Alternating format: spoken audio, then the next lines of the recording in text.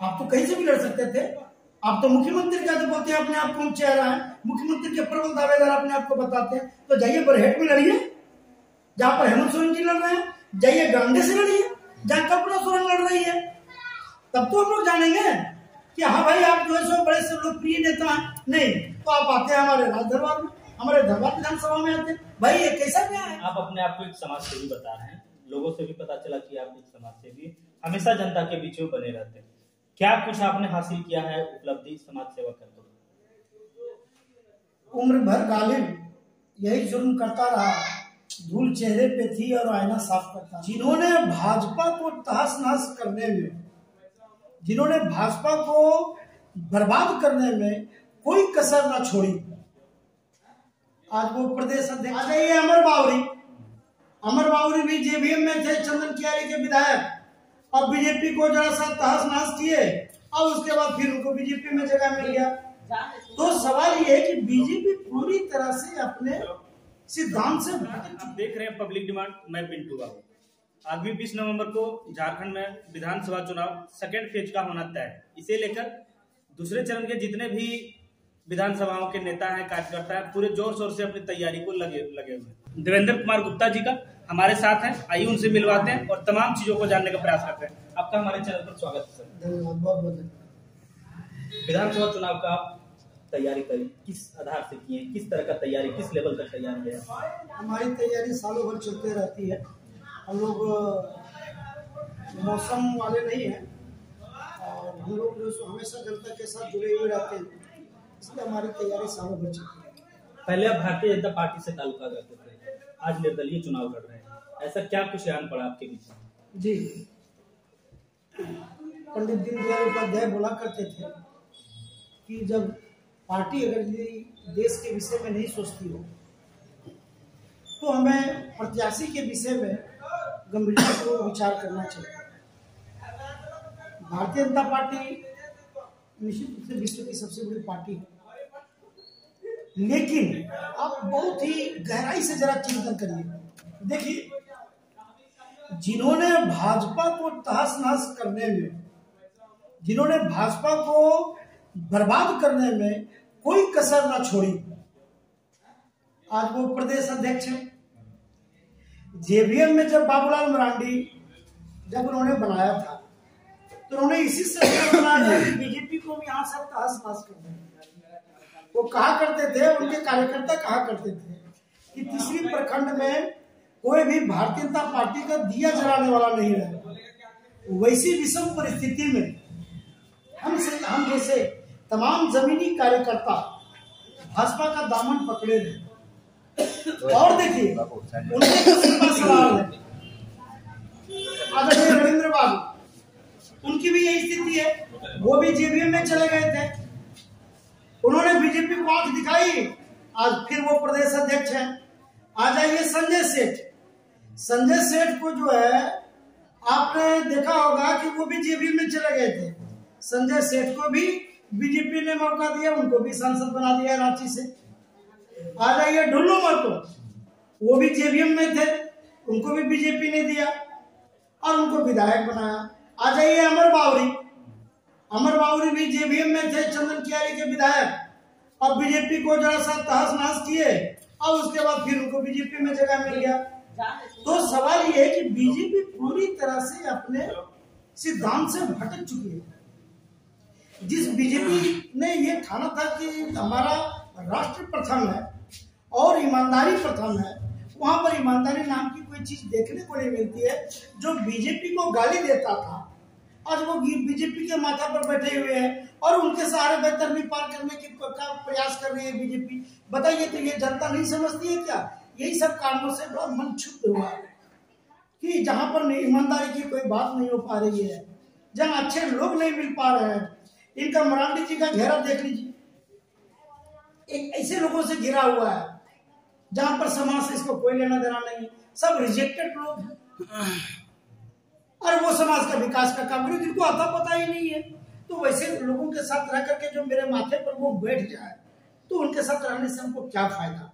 हम तो जनता का काम नहीं कर पा रहे थे। हमने तो ये भी कहा, अभी तुरंत आपके चैनल वाले ने हमसे क्वेश्चन किया कि आपने क्या किया, मैं दावे के साथ कहता हूँ, चुनौती के साथ कहता हूँ, आदरणीय मरांडी जी के साथ अगर हमारी आप लोग बात करा दें तो हमने कहा था कि सर देखिए डिग्री कॉलेज यहाँ पर गुमगी में हम लोग तैयार कर रहे हैं, उसके लिए हम लोग बहुत प्रयास कर रहे हैं, आप उसमें विधायक क्वार्टर दे दीजिए, 2 रूम दे दीजिए। आदरणीय सांसद महोदया को भी हमने कहा था कि आप भी यहाँ पर 2 रूम दे दीजिए, यहाँ पर जो है बहुत लोगों को, बच्चों को बहुत परेशानी होती है, यहाँ पर 2 रूम आप दे दीजिए, 2 रूम आप दे दीजिए, तो यहाँ पर स्टार्ट हो जाएगा, क्लास स्टार्ट हो जाएगा, डिग्री कॉलेज का हमारा काम स्टार्ट हो जाएगा। हम क्यों चुनाव लड़ते? हम चुनाव लड़ने का मेरा कोई शौक नहीं था, अंदर से आग है, जो चीज को हम समाज के लिए करना चाहते हैं और वो ये करने नहीं देता, वो घेरा इतना मजबूत है जहां पर विकास से कोई लेना देना नहीं है। मैं चुप नहीं बैठ सकता, जिंदगी बहुत छोटी है, बहुत छोटी जिंदगी है, और आप मरे तो आपको ये जो है मरते वक्त ये ख्याल होना चाहिए, हाँ हमने जिंदगी में अच्छा काम किया, इसलिए मैं निर्भीक होकर के और जनता को सजग करने का प्रयास कर रहा हूँ कि आप लोग अपने सही आदमी को पहचाने, सही आदमी को चुने। लेकिन आप अपने आप को एक समाज सेवी बता रहे हैं, लोगों से भी पता चला कि आप एक समाज सेवी हमेशा जनता के बीच में बने रहते हैं, क्या कुछ आपने हासिल किया है उपलब्धि समाज सेवा करते हुए? उम्र भर गालिब यही जुर्म करता रहा, धूल चेहरे पे थी और आईना साफ करता रहा। हम समाज सेवी और राजनीतिक कार्यकर्ता तो हैं, लेकिन अपने शौक के लिए काम करते हैं। ये हमारा शगल है, ये हमारे रग-रग में है कि हमको समाज का सेवा करना है। हम लोग तमाम विपरीत परिस्थिति को हम लोग झेलते हुए समाज का काम करते हैं, चाहे वक्त अच्छा हो या बुरा हो, उससे हम लोगों को कोई लेना देना नहीं होता है, क्योंकि ये दिमाग में जब बैठ गया है। कबीरदास कहा करते थे कि कबीरा खड़ा बाजार में लिए लाठी हाथ, जो घर जा रहे अपना चले हमारे साथ। समाज सेवा राजनीति करना ये साधारण काम नहीं है, ये अपने को जलाने वाले, जो अपने को जला करके जो समाज के लिए रोशनी देते हैं, उसका ये कर्तव्य है। तो हम लोग वैसे लोगों में से जो अपना सारा जीवन समाज सेवा इस देश के लिए हमने समर्पित कर दिया है। इसके लिए हमारे लिए कोई मानी मतलब नहीं रखता है। हमको कोई ऐसा नहीं चाहिए कि हमको बहुत मान बढ़ाई मिले, ऐसा नहीं मिले। मैं एंग्री स्वभाव का भी आदमी हूँ, मुझे भी आम आदमी की तरह गुस्सा आता है, मैं भी रोता हूँ, मैं भी तड़पता हूँ, मुझे भी दर्द होता है। मैं कवि हूँ तो और ज्यादा सुकुमार हूँ। तो ये ऐसा नहीं है, समाज सेवी हम लोग नहीं है। जो हो सक रहा है हमसे वो हम करने का प्रयास कर रहे हैं, जो जनता को लाभ मिल जाए वो मिल जाए।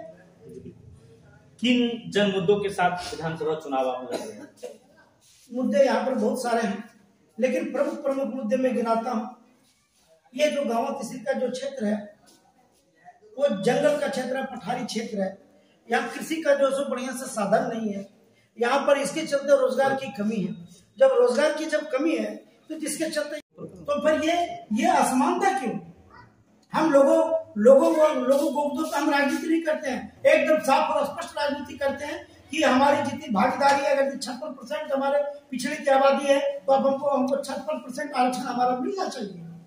और इन मुद्दों को लेकर मैं जनता के पास जाऊंगा और लोगों को मैं बताऊंगा कि ये सारे जो है जब एक प्रकार से झारखंड का उदय हुआ था, जब झारखंड बना था, तो यही बाबूलाल जी घमेसाय के कारण ही उनकी सरकार गिर गई। उन्होंने पूरे झारखंड को जलाने का काम किया और आज भी उनका मन नहीं भरा है।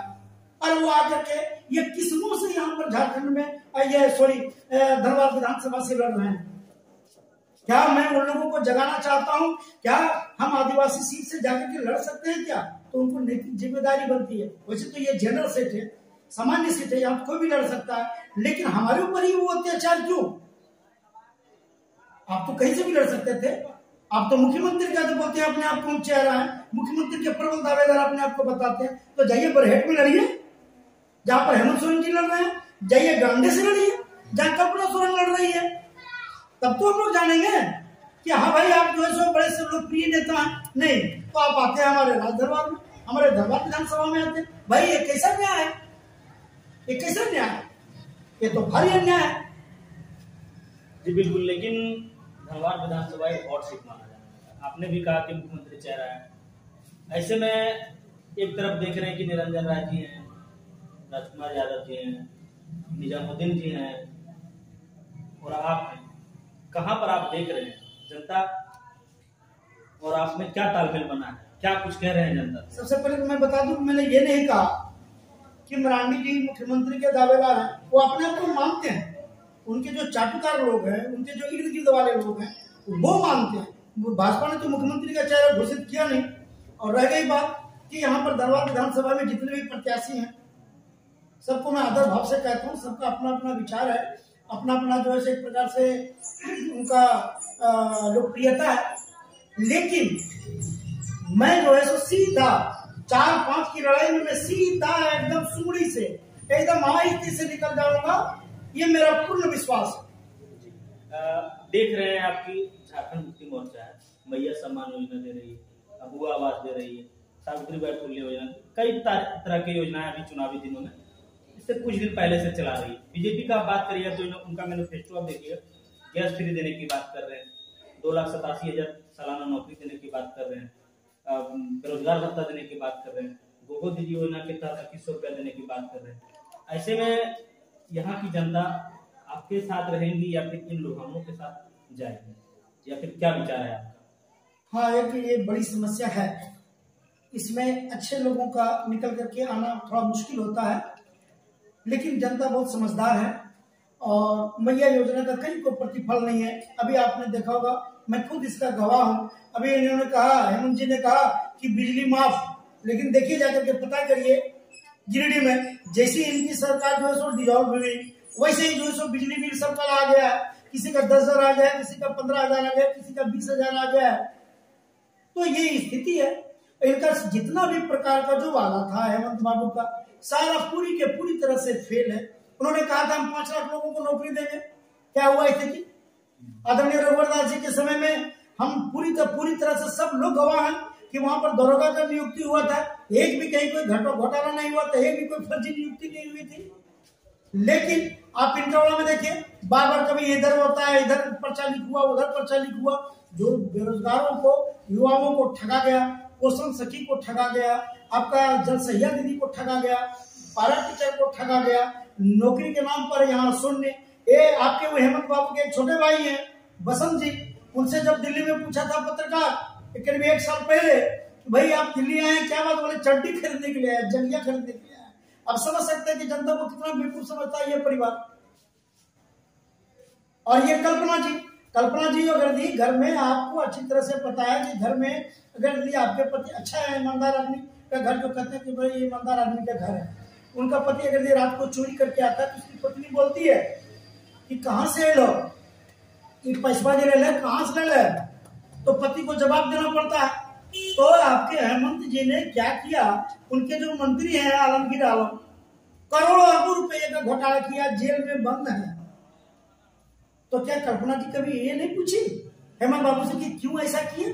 वो किस्मों से आगे गए यहाँ पर गांडे में भाई अपना काम कर रही। हमें तो ताज्जुब होता है कि कैसे राजनीति में अपना आंख जो सो लोग पलट देते हैं, सच को सच नहीं कर पाते हैं, झूठ को झूठ नहीं कर पाते, ताज्जुब होता है। और ये राजनीति है, तो ये राजनीति अगर जनता को मंजूर है तो ठीक है, नहीं तो मैं जगाने का काम तो मैं करूंगा। आपने तमाम सवालों का जवाब बड़ा ही बेहतरीन ढंग से दिया, लेकिन एक अंतिम सवाल रह गया मेरा सर कि जनता ने अगर आपको यहाँ से मौका दे दिया, अपना समर्थन दे दिया, बहुमत के साथ आप राजनीतिक के विधायक बने, इसके बाद आप क्या करिएगा? आप गठबंधन के साथ अपना समर्थन दीजिएगा या फिर भारतीय जनता पार्टी को अपना समर्थन दीजिएगा? ये तो अभी नहीं कहा जा सकता। वक्त स्थिति परिस्थिति जो होगी वो किया जाएगा। और अगर जनता से मैं पूछूंगा कि आपने जो जनादेश दिया है उसका मैं किस प्रकार से उपयोग करूं, और मैं सच्चे अर्थ में कहता हूं कि मैं एक यहाँ पर एक नया एक प्रकार से हम एक ऐसा मॉडल प्रस्तुत करेंगे जो पूरे भारत में एक प्रकार से एक आइडियल होगा।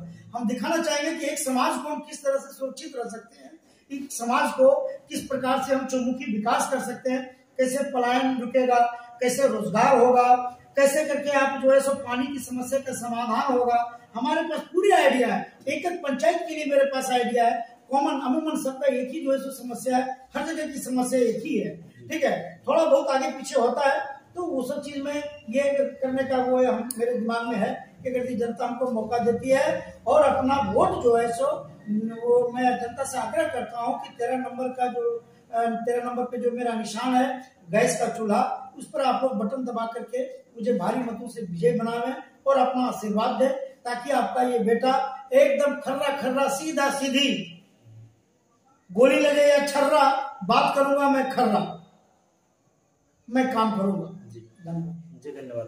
तो आप राजनवार के सुन रहे थे देवेंद्र कुमार गुप्ता जी को। इनके विचारों को आपने सुना, राजनवार की जन समस्याओं को सुना, इनके विकास करने का मॉडल को सुना।